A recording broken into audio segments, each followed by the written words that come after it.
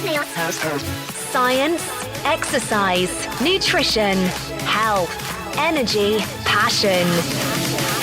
1 year, no beer.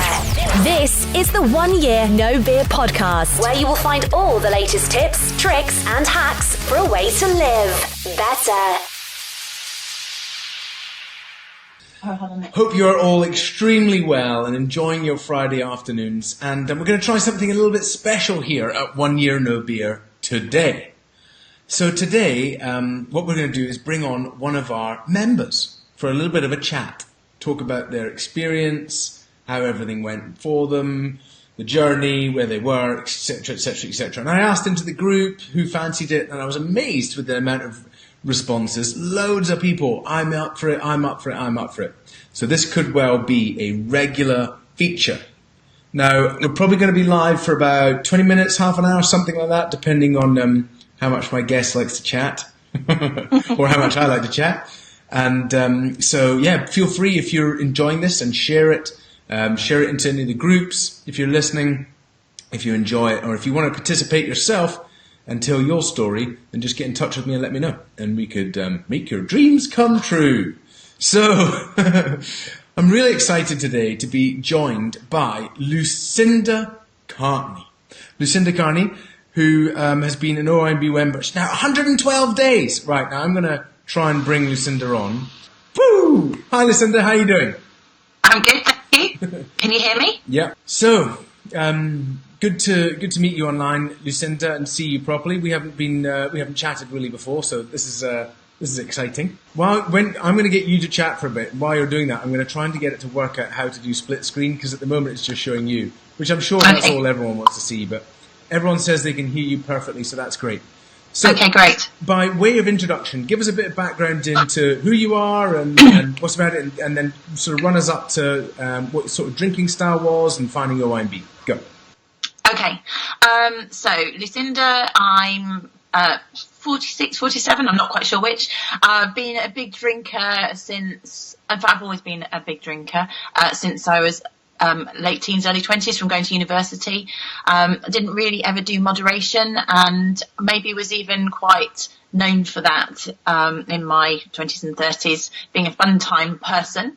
That obviously continues, and I've always been part of a group of people who drank heavily to such an extent. In fact, I remember someone's put on the post, they were like, how they'd been, they felt terrible since they'd given up drinking, that someone had said that, they didn't trust people who didn't drink. And I think I would have been someone who said that in the past myself. Me too. So I feel bad for that. But basically, cut a long story short, probably 25, 30 years heavy drinking. My drinking style would have been 3/4 of a bottle of wine. You know that amount of bottle of wine where you just leave a dribble in the bottom so that you haven't drank the entire bottle most days. So do very well, felt very proud of myself if I managed one day off. And then I worked for myself, I'm building a business actually, and so that's quite stressful. So I was getting a lot of that waking up at the morning, 3:30, 4 o'clock, not being able to go back to sleep, kind of blaming the business. But I did know the reason I was waking up was to do with alcohol withdrawal, and then having that hate myself feelings in the morning, must give up drinking. Then it would get to 5 o'clock in the afternoon, and the only way to stop myself feeling crap would be to have a glass of wine. Very addicted to a particular kind of wine, which was almost more my drug than anything else. This New Zealand Sauvignon Blanc. Other wines I would tolerate if I really had to, but I would seek it out.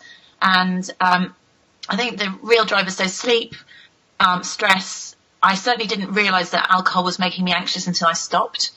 And I realised that probably certainly wasn't helping me. And then the main drivers as well were, I've got a 14-year-old daughter, I've got an 11-year-old son, and I found it's a whole sort of 2 glasses of wine, maybe 3, which is obviously a bottle, because they were large glasses of wine, and then I'd be slurring and embarrassing. And I've been carried home from the cricket club, not quite carried, but sort of carried by my children, and the look of contempt, really, that can be given to you from a 14-year-old, and thinking of what the example I was setting, I think that was a real sort of driver.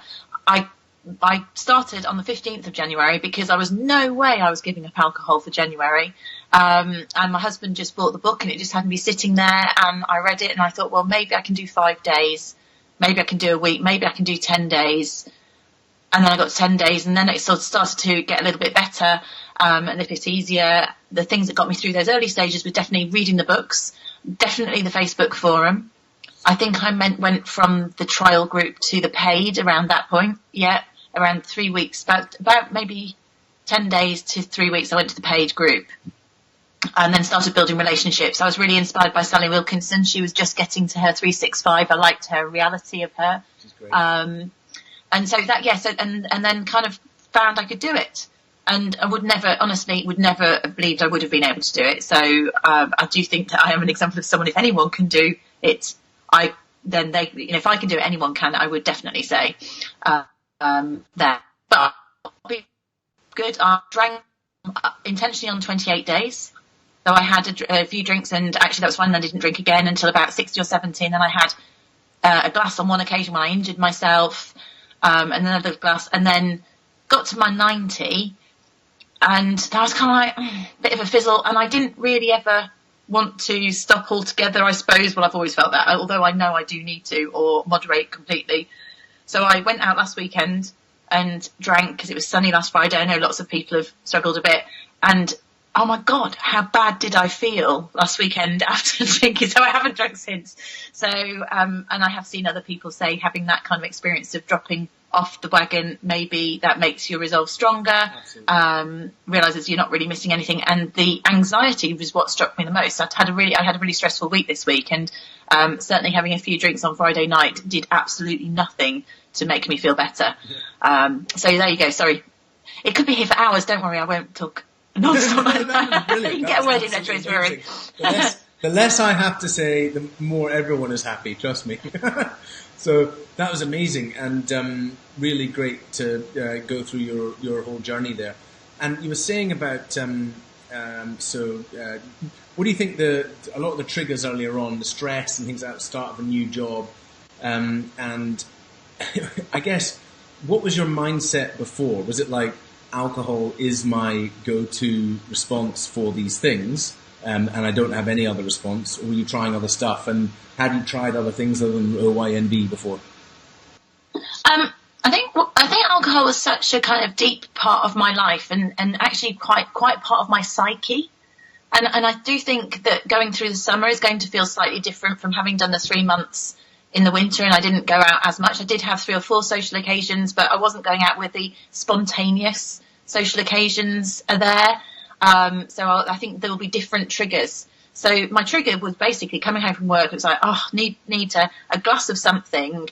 And it was the punctuation. I had it when you're a new parent, people are new parents, you have that punctuation with getting the kids to bed type punctuation.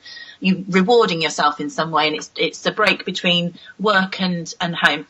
So for me, having something, and actually I was really surprised at how effective a placebo was. So the first month, I must admit, I thought that all of the alcohol-free wines tasted absolutely crap. I suppose because I was so indoctrinated with Marlborough Sauvignon Blanc. I have since then found that they're okay. I think they don't transition straight over, but having something, and my drinks sort of evolved. I've now got massively into kombucha tea, which doesn't taste like anything else, but it's not so sweet. That's what I really like about it, if you get a decent one. But I have to have something in a wine glass, or, a seed lip and tonic, something which is symbolic, and then sit on the sofa and have that. And that, for me, whatever it might be, that works really well for me. Mm-hmm. So, and it's kind of treating yourself. So that definitely helps. So I haven't removed it altogether. Things like exercise and things like that, I kind of did anyway. Dog walks, I kind of did anyway. The other thing that was really helpful, of course, when you're not going to bed pissed every night, you've got time to read. And so that first month, 6 weeks, I read pretty much all of the Sober Lit. Everyone goes on about The Naked Mind. I had to do that on audio. I found it quite hard as a book, especially because whereas the ones which were more novel-like, I could really get into and really identified with a lot of them, and they were quite easy reading. So that was good.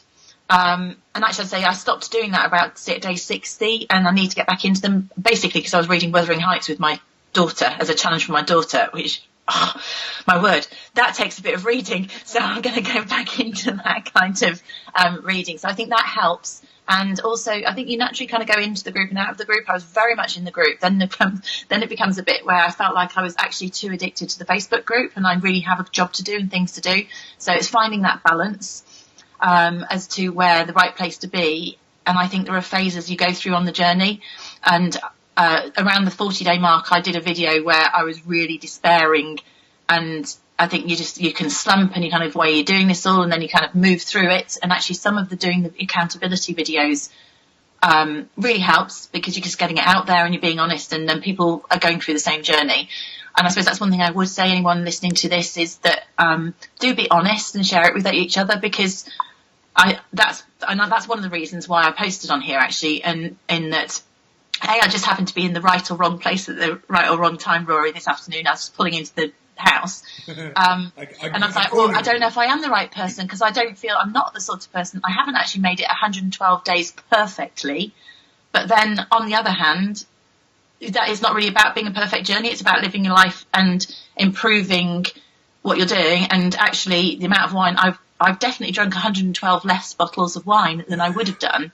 Definitely, because obviously I pack in a couple a day at a weekend. How much does New Zealand Sauvignon Blanc cost? Yeah, there's not been any major sessions that I've missed out on. So therefore that's a real journey, and I think real journeys are probably more helpful to other people keeping going than someone who's sailing through the journey. Well, to be honest with you, that was really my journey too. I went to a whiskey tasting and had, over the course of an evening, I had maybe a dram, and New Year I had a sip of champagne. So it wasn't a perfect journey, and even in the whole 2 years, in between year 1 and year 2, I actually went and I was like, right, I want to find out what's going on, what have I missed, and discovered I wasn't missing a huge amount.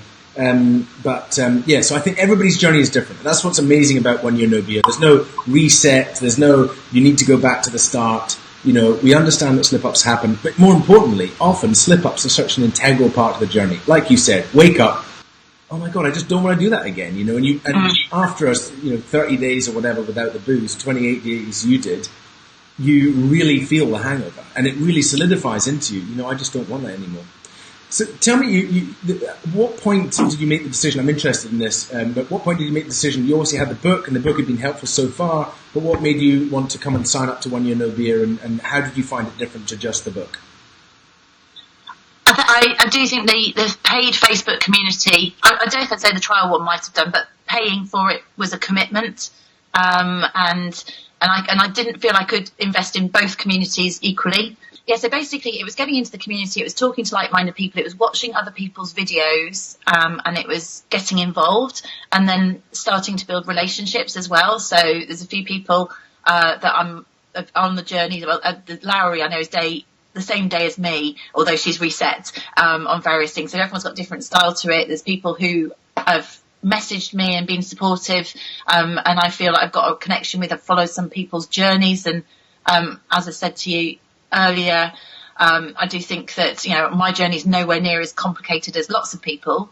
We've all got our baggage here and there, but it doesn't mean it doesn't make it any easier to be sober, I suppose, or any less important. Absolutely.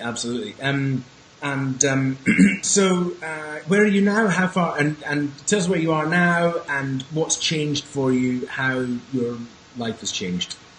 Okay, so I think I'm 112 days, but I say I'm thinking because I only know that I've went and checked the actual emails coming through, and that's because I'm kind of not sure whether I'm going to count like that. I'd say I'm 106 days if I was to say the days that alcohol hasn't touched my lips over the last 3 months.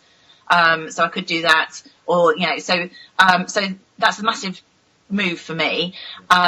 In terms of how my life has changed, is my sleeping is undoubtedly so much better, and that gives you actually makes you really greedy for sleep. It's like I really, really begrudge it if I don't get enough sleep now. I've got so used to it. So that makes me better at dealing with stress. I think my family are very supportive of me continuing on this journey, and husband and I are both big drinkers, or have been, and he still is drinking a bit but a lot less, and he'd gone sober before. As I say, he'd bought the book. Children prefer mummy this way, It's nice to, an example I felt quite proud of myself last week when it was sunny is I've come back and then wanting to go out in the evenings, because actually, the kids will be grown up and gone quite quickly. Yours are still quite little, Rory, but actually they still quite want to spend time with me, and that could be gone in a month or so. Yeah. So we went off and played tennis in the evening. That's the thing, freedom. That is the key. And if anyone's ever been a social smoker, and I'm one of those people, if I'd been drinking, then I'd have a cigarette. Again, my daughter's probably listening, I'll get extra trouble for that. Basically, I would then want to smoke a packet. It's like, I've never really been able to see the point of having a glass of wine. So if you do that and you have the packet, then it just all goes out of control, and then all you're thinking about is the next. Where are you going? All you're thinking about is the next drink or the next cigarette, and it's no freedom in that. I don't know whether Rory's disappeared. You're back. Say something to offend you. My children are about to come in the door, so I was quickly put something up against it. There's nothing like a live broadcast. Yeah, so anyway, freedom, I think, is one of the main things, is when you're not, as soon as I start drinking, if you've got that will I, won't I, then you're not free of it, and you're thinking, and then usually it's easier almost to drink, whereas if you go, no, I'm not, then actually that's simpler and cleaner, and freedom is brilliant, isn't it? That's like one of the best things you can have. Brilliant. I was always a morning person, so I'm still up in the morning. Actually, I'm probably sleeping later than I did before, which is interesting. But that's maybe because I'm less agitated and I hadn't recognised that before. So I think quality of life, quality of health, there's still stuff I need to do. The sugar thing, that's improved since the 90 days. It just seems to have evolved naturally. I definitely replaced with sugar, and now it's kind of evolved through a bit. Yeah. So I think that's a natural tendency, is to lean on sugar a bit. Perhaps lean on your sugar and social media addictions to get away from your alcohol addiction, and then by implementing a lot of the things that we teach in 1 Year No Beer and the daily things, those things start to get less over time, and you find a bit more of a platform to climb out of those things, I guess. And that's what actually I need to do, because I know there's lots of really good teachings and principles in there, and actually I feel that I haven't maybe embedded it enough that, the meditation started to do that, but some of the principles that you taught, I think I need to go back and revisit, and go back and refresh and embed those to kind of get the fix my mindset change. I think we all do. I think I have to. Yeah. So it's a constant work. It's constantly working on these things, and even in the early days, all those different techniques that are taught throughout the 90-day challenge. Did you say you signed up now for the 365? Are you going for the year? Is that? Yeah, I signed up for it, and I suppose I would say, but as you said, I'm not officially counting days in the 365 way. Yeah. And I said to you on the message, and I may not be your perfect first candidate, because I signed up because I want to not go back to where I was, and I want to keep on the journey. I want to stay part of this, because that's going to keep me with it. But I'm a bit of a rebel, and there's a lady, I've forgotten her name, that we talked about this in terms of on the Facebook page. I don't necessarily want to go, I've got to go. I don't want to have that pressure, actually, of having a goal and then feeling like I fail if I then go, sod it, I'm going down to the cricketers and going to have a few drinks. Yeah. I'd rather have this as a positive influence. And I have to say, being your first accountability video, this is probably really going to make me... Well done. In at the deep end. Damn, this is going to really keep me accountable for a bit, isn't it? But... I'm not necessarily saying I'm going to be a 365, not drop alcohol, touch my lips, but I tell you what, I'm going to drink a hell of a lot less, and I'm not intending to go out and drink, but I just don't want to set myself up to fail, and that's one of the things I I end up, when I've done things in the past, if I put too much pressure on myself, it's almost like then I will self-destruct, whereas if I keep it quite chilled,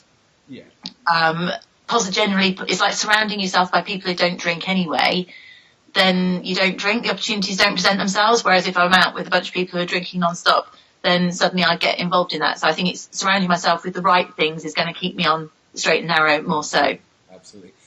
We can talk about this afterwards, but I think that you're setting us up perfectly for what you should be thinking about is the OYNB Advanced Programme, because that's exactly the rolling monthly thing. There's no real pressure to continue on, whether you're signed up for a long time or not time. But what you're doing there is really increasing the amount of connection that you're getting.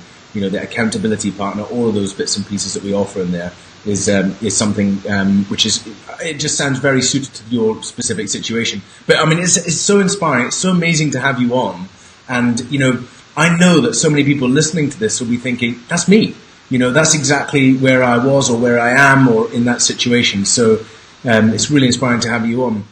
And in terms of, the actual, I guess, in terms of the actual challenge itself and the future for you, where do you see this all going for you now?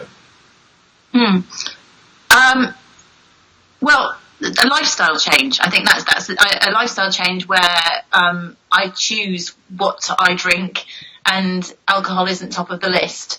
And I may well choose never to drink, or that not to be the drink that I want to have. One of your terms is put alcohol in its place, and I think that's what I want to have. And focus on all the other things that I've got to get on with and be really constructive. And so, focus on driving my business and all the other things so that I'm enjoying my family and business and looking after my health, because we're not getting any younger, and you realise that I'm playing with fire, carrying on drinking at that rate, in my 40s now. I've been doing it for quite a long time, and actually it's got to stop. But the great thing is calling it a challenge. I mean, literally someone last week in our village, I was out at Tense last week and I was telling her about it, and she's not drinking. I told her about the group and she stopped drinking. So actually being a positive influence on others, and because it is a challenge, and also because the kind of drinker I was, it's great that actually you go, oh, actually that sounds quite good. I want to do that, or I'm going to give it a go. Yeah. It's completely different from that, I didn't think I had a problem. It's more honest, and why not? Brilliant. That's awesome. That's exactly what we aim to be. So thank you. What would be your top tips for if you were talking to yourself prior to doing this? What would you have said to yourself, and what would be your top tips for people giving this challenge a shot? Okay. So in the first month is don't put pressure on yourself. Get in the alcohol-free alternatives, and have little goals. So, if you make it a day, 2 days, literally, then heading for a week, celebrate and be really proud of every little goal, I think is brilliant. Then I think in that mid phase, be aware that the moods go up and down, and you're going to eat loads of sugar, and there'll be things that you're maybe not satisfied with. So maybe really build some relationships in the group, dig into the resources, dig into books. In that mid phase. The next phase, that sort of 60 to 90 days, that's where I think it's a bit, I'm not sure, everyone sort of has a slightly different journey. I don't know what my advice is on that, because I think I felt that was the one that I perhaps started to lose my certainty of where I was going or not as I was drawing towards the 90 days. So I don't know what I'd advise at that stage, but certainly to the first 30 to 60 days, I think those would be the tips. No, so if I was going back to myself on that 60-day point, I think I would go, right, get back into it, go back to basics, start looking at the tools and resources and maybe commit to it, and look at what you've missed, rather than moving slightly away from it, getting a little bit more distant from it.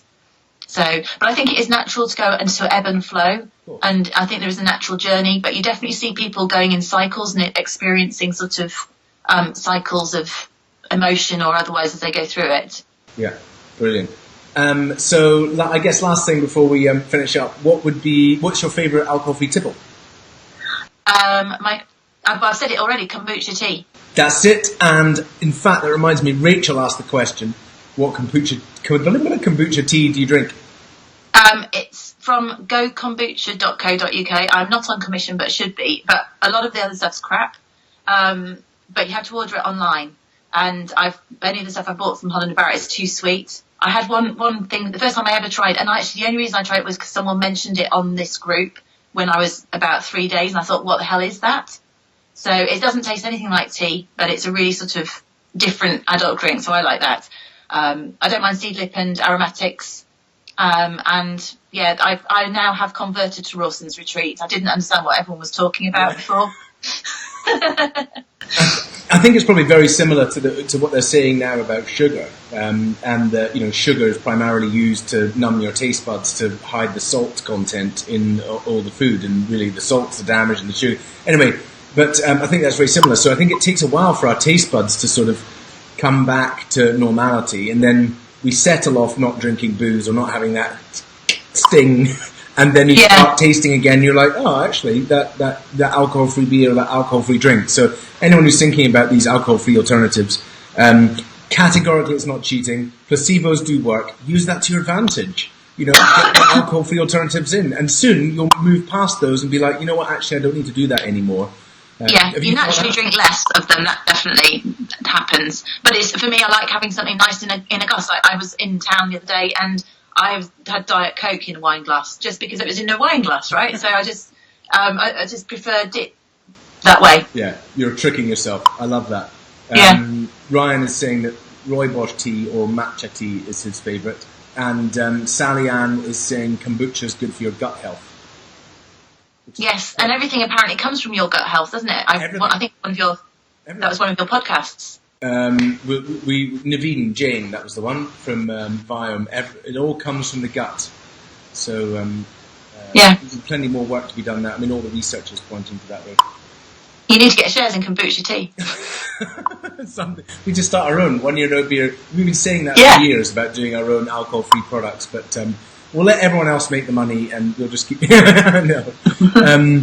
And I'll just see if there's any other questions before we go in. Lots of people talking about what they're drinking and things, so that's awesome. It's been fantastic to have you on, Lucinda. Any parting wisdom you want to add in before we go? You've been an amazing guest, and it's so great to see how you've changed. And so thank you very much for spreading the word about 1 year no beer and how that's transformed you. And I think a lot of people will really, really resonate with that. So keep inspiring people. I'll ask one last question.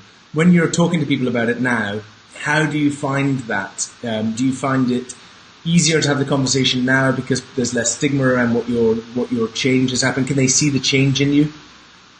Yeah, I'm quite offended that no one's told me how much better I look. Well, you do look amazing. But no, my children do think so. I think I look slightly less knackered, but I was fairly knackered. I'm really proud of it. So someone stopped. There's a guy who does a sports massage in the village, and he's like, "How many days have you done now?" Because he's a big drinker. I was like, 90. He's like, I couldn't believe it. I was absolutely blown away. It's amazing. I'm like a superhero.